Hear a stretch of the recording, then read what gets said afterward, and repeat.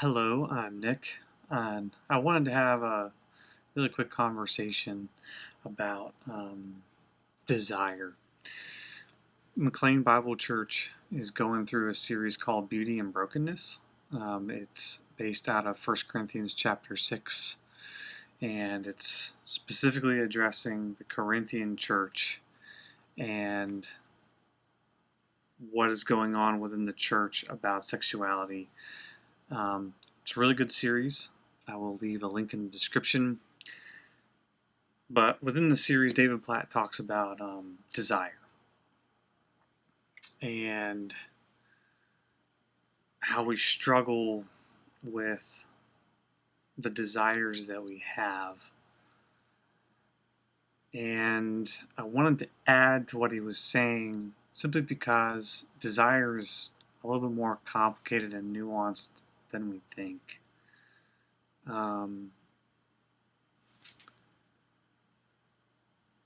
One point that David Platt makes, and I totally agree with him, is that your desire is good.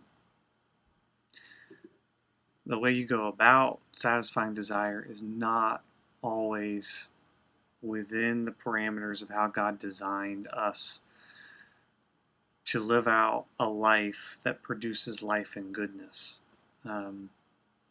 And so I wanted to talk about the complicated nature of desire. That there's this element of desire that's both beautiful and broken. That we live in a broken and fallen world. And so the first aspect is that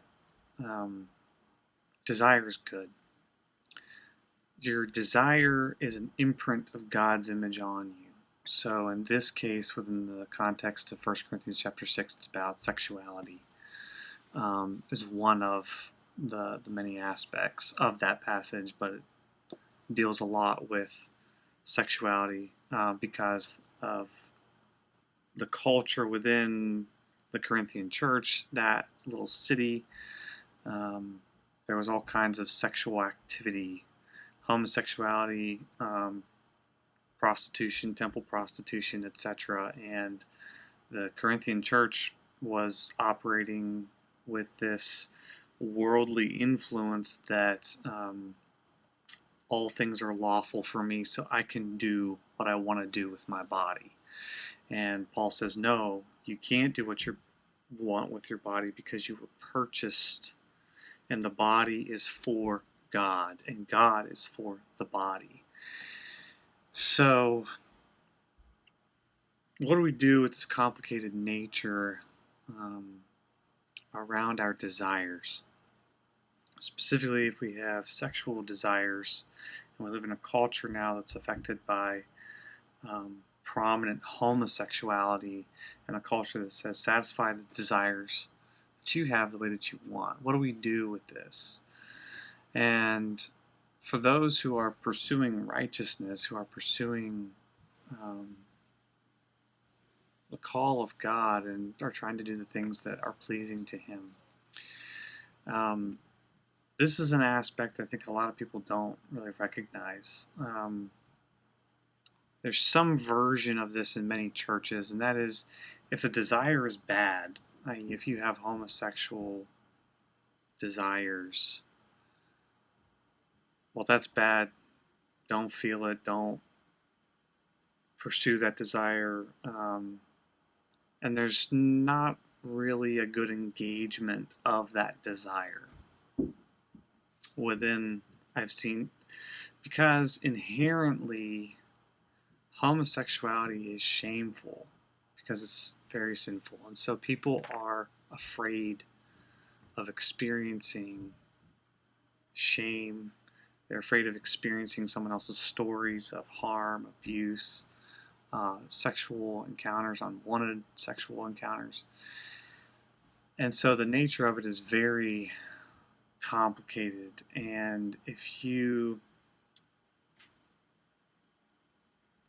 talk to people who don't know how to handle that story, your story, and your experiences,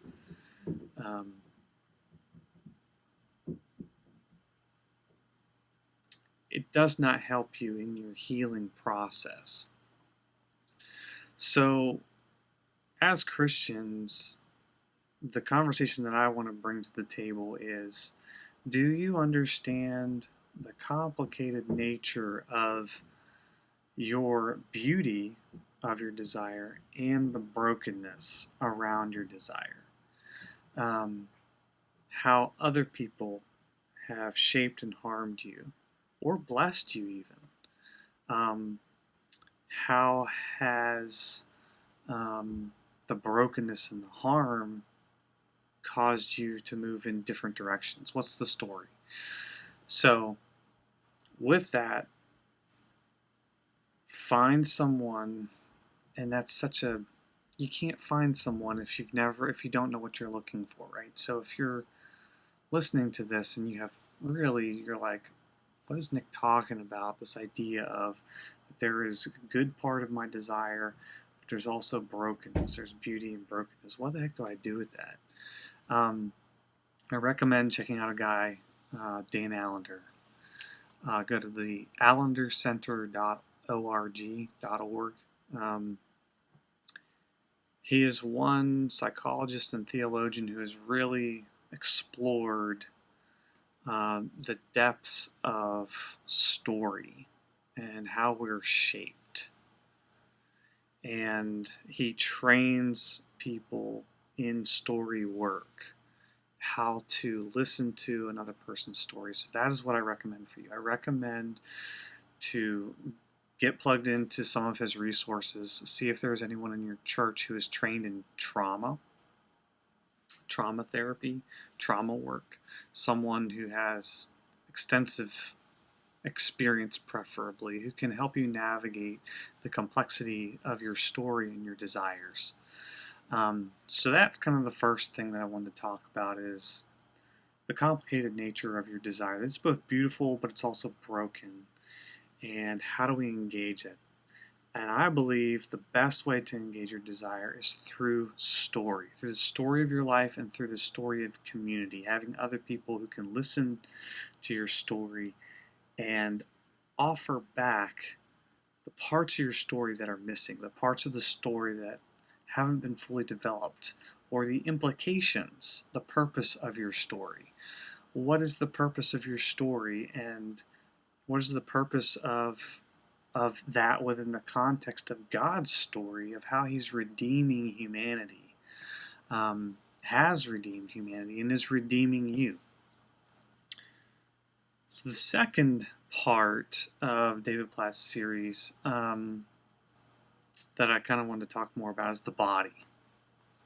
This idea that I totally agree with, that the body was created for God and God for the body. That this body of flesh isn't the thing that we're supposed to hate, beat, and destroy. This thing that just is all bad. It's the thing that's the source of all sexual desire, or the source of all sinful desire. The reality is, again, our bodies are both beautiful and broken.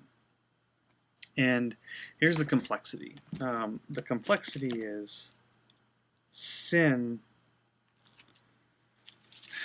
and again, this is the complexity of desire, is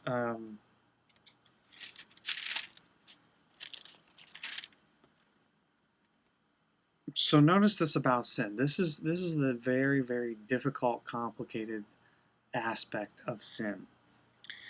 When Eve is being tempted in Genesis, it says, when the woman saw that the tree was good for food, it was a delight to the eyes, and that the tree was desirable to make one wise, she took from its fruit and ate, and gave also to her husband with her, and he ate. And thus you have the introduction of sin, the disobedience of men who listened to the lies of Satan, and we suffered the consequence of that. The complicated nature of desire and sin, brokenness and beauty, is that sin feels good, but oftentimes desire and feeling good gets labeled as sinful and bad. And the truth is, it's more complicated than that. That Eve was designed to experience delight, goodness, pleasure. She was designed for those things, but within the context of how God designed it. So I've heard this before, and I agree with it. Sin gives pleasure in the moment, but you reap death in the end. Whereas righteousness, it's more that you pay the sacrifice forward, i.e., the denying of certain gratifications and reaping the benefit later. That's kind of the aspect here. And I bring this up because I'm just pointing out the fact that our desires are complicated in nature. And it takes very wise and mature people who can engage desire. So I like Hebrews chapter 5 because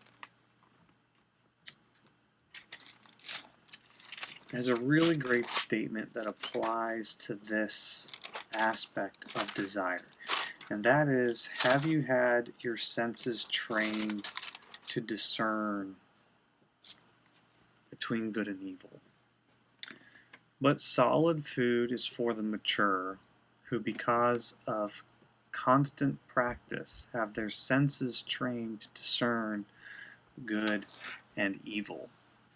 And I would submit that many, many Christians within the church haven't had their senses trained to discern. And so consequently, we have created categories and labels that then cut off parts of God that we don't get to experience because we've cut off our ability to desire those because of the complicated nature of the brokenness surrounding those desires. So we'll also need to acknowledge that within this context of desire and brokenness and beauty, that we don't have full possession and control of our bodies because of how we've experienced helplessness, powerlessness, where someone in authority or someone stronger and bigger than us has dominated us and made us do things that we didn't want to do. Abuse and trauma. Those things gave us experiences where we do not feel like we're in control of our desires and in possession of all of the things that God has put in us. And so oftentimes we do feel like we are carried away by our desires and we must surrender ourselves to them to live and exist. And I submit to you that if you want to move out of that place, engage in your story. What I mean by that is begin to tell your story to those who are trustworthy, who can handle the brokenness of your story, and treat evil with contempt and call it out for what it is, address your sinfulness, and also bless the beauty that's there. Bless the goodness that God has put there and help that start to flourish. That will lead you on a process of healing over many, many years, and you'll get to a place where you are more in control of your body and you are more in control of your desires, and you can better discern the complexity of evil and goodness as the Holy Spirit guides you deeper into the things and nature of Christ.